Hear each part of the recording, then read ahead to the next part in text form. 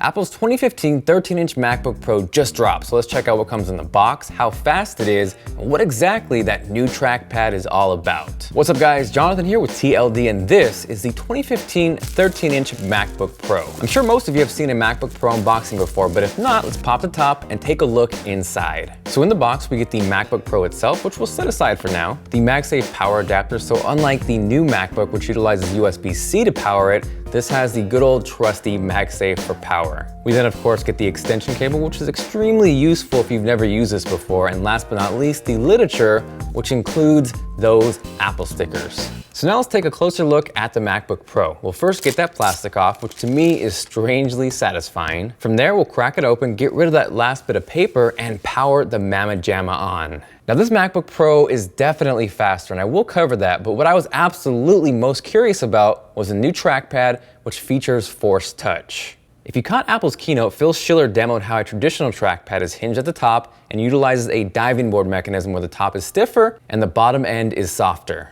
With this new trackpad, it feels mechanical, but you're not actually clicking anything. There's a Taptic engine underneath that will actually create a haptic vibration or click sensation that's actually clicking back at you to simulate a click. It's a little trippy at first, but you definitely get used to it the more you use it. What's also really cool is that this can be adjusted through software. And to start, the click pressure can be adjusted from light to medium to firm, and that will adjust the feel of how soft or how hard you need to apply pressure for a standard click. Once you click, you can then push down further to engage a Force Touch. Now, if you have headphones, go grab them and throw them on, because this is how each setting sounds with both a click and a Force Touch.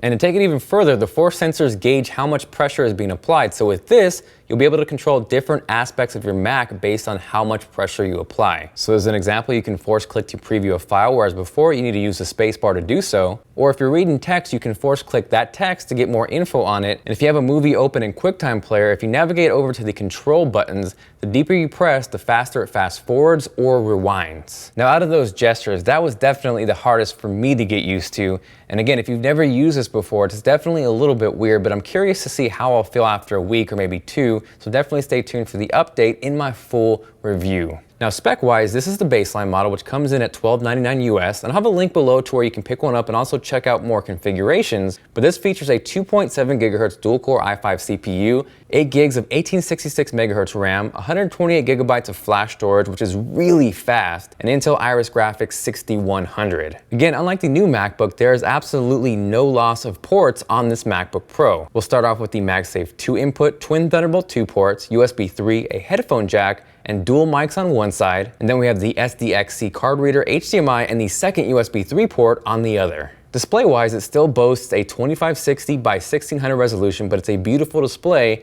and crispy as hell. As far as speed, giving it a quick run-through of Geekbench 3 in the single-core department, we're looking at a score of 3,326 and a multi-core score of 7,061. Now remember that flash storage I talked about? It is ridiculously fast. I saw scores over 1100 megabytes per second on the right side and over 1300 megabytes per second